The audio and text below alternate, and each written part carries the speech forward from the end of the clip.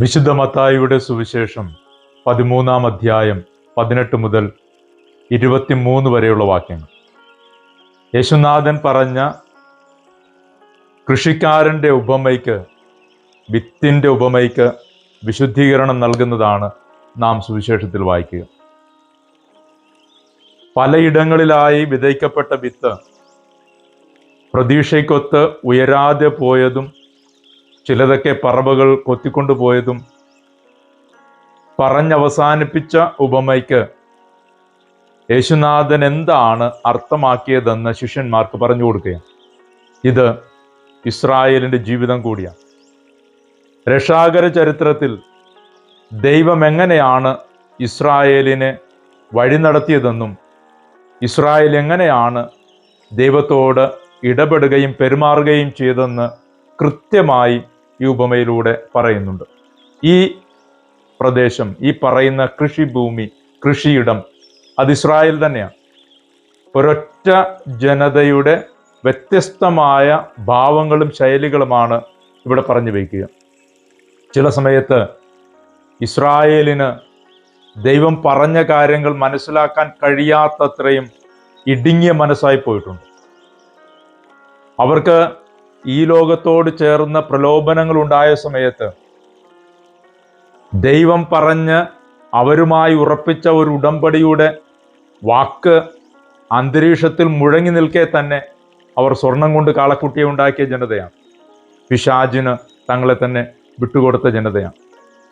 പ്രവാചകന്മാരുടെ ഏറ്റവും വലിയ സങ്കടമെന്ന് പറയുന്നത് അവർ വെള്ളമില്ലാത്ത പൊട്ടക്കിണറുകൾ കുഴിക്കുകയും വെള്ളമുള്ള നീരുറവകളെ ഉപേക്ഷിച്ചു കളയുകയും ചെയ്തതാണ്.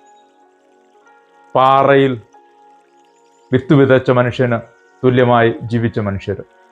അപ്പോൾ അതുകൊണ്ട് തന്നെ ഒരു ഇസ്രായേലിൻ്റെ ചരിത്രം കൃത്യമായിട്ട് ഒരു ഉപമയിൽ യേശുനാഥൻ ഇങ്ങനെ പറഞ്ഞു വയ്ക്കുക. അവരുടെ ജീവിതത്തിൽ വന്ന താളപ്പിഴകൾ, അവരുടെ ജീവിതത്തിൻ്റെ അശ്രദ്ധ കൊണ്ട് അവർക്ക് നഷ്ടമായ ദൈവികമായ കൃപകളും വരങ്ങളും ദാനങ്ങളും, ഇതൊക്കെ ഇങ്ങനെ ഒരു ഉപമയിൽ ഇങ്ങനെ പറഞ്ഞു വെച്ചിട്ട് പിന്നെ പറയുന്ന നല്ല നിലത്ത് വീണ വിത്തുകളെ പറ്റി പറയുന്നു. അതും ഇസ്രായേലിൻ്റെ ജീവിതത്തിൽ തന്നെ സംഭവിച്ചിട്ടുള്ളതാണ്. ദൈവത്തോട് വിശ്വസ്തത പുലർത്തി നടന്ന നല്ല നിമിഷങ്ങളും വഴികളുമൊക്കെ ഇസ്രായേലിൻ്റെ ജീവിതത്തിലുണ്ട്. എത്രമാത്രം വിശ്വസ്തതയോടുകൂടി നടന്നുവോ അന്നൊക്കെ അവരുടെ ജീവിതത്തിന് സമൃദ്ധി ദൈവം സമ്മാനിച്ചിട്ടുണ്ട്, വിജയം ദൈവം സമ്മാനിച്ചിട്ടുണ്ട്. മോശ കരമുയർത്തിപ്പിടിക്കുകയും ഇസ്രായേൽ ജനത വിജയം നേടുകയും ചെയ്ത ഒരു 100 മേനി വിളഞ്ഞൊരു യുദ്ധഭൂമി ഇസ്രായേലിൻ്റെ ചരിത്രത്തിലുണ്ട്. ദൈവത്തോടു കൂടെ നടന്ന മരുഭൂമി യാത്രയുണ്ട്. അവിടെ ചില സമയത്തൊക്കെ അസ്വസ്ഥതകളുണ്ടെങ്കിലും അതൊരു വിജയകരമായ 40, 30, 60 മേനി വിളഞ്ഞ ഒരു കൃഷിയിടമാണ്, ഒരു നല്ല ഭൂമിയാണ്, നല്ലൊരു ഭൂമികയാണ്.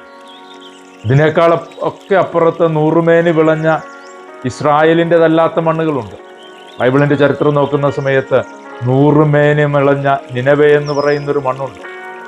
വളരെ ദൈവത്തെ, ഈ പ്രവാചകന്റെ വാക്ക് കേട്ടിട്ട് ഒരു നിമിഷം പോലും നഷ്ടപ്പെടുത്താതെ ഉടനെ തന്നെ മാനസാന്തരത്തിന്റെ ഫലം പുറപ്പെടുവിച്ച 100 മേനി വിളഞ്ഞ ഒരു മണ്ണ് നിനവേലുണ്ട്. ഈ ഉപമ പറഞ്ഞിട്ട് നമ്മളോട് പറയുന്ന കാര്യം ഇതാണ്: ഈ പറയുന്ന വിളഭൂമി നീ തന്നെയാണ്. നിന്റെ ജീവിതത്തിൽ വഴിയോരങ്ങളുണ്ട്, നിന്റെ ജീവിതത്തിൽ പാറമൂടിയ മണ്ണുണ്ട്, നിന്റെ ജീവിതത്തിൽ മുള്ളുകൾ വളർന്നു വലുതാകുന്ന സാഹചര്യങ്ങളും കാലങ്ങളുമുണ്ട്. ചിലപ്പോഴൊക്കെ നിന്നിൽ 100 മേനിയും 60 മേനിയും 30 മേനിയും ഒക്കെ വിളയുകയും ചെയ്യുന്നുണ്ട്. ഇത് നീ എന്ന സമഗ്രതയാണ്. നീ എന്ന സമഗ്രതയിൽ അവിടെ നിന്ന് ആഗ്രഹിക്കുന്നത് നിന്നിൽ നിന്ന് നല്ലതുണ്ടാകണമെന്ന ഈ ഒരു തിരിച്ചറിവോടുകൂടെ നമുക്ക് ജീവിക്കാം. അന്നയും ജോവാക്യമും നമുക്ക് വേണ്ടി മാധ്യസ്ഥം വഹിക്കട്ടെ.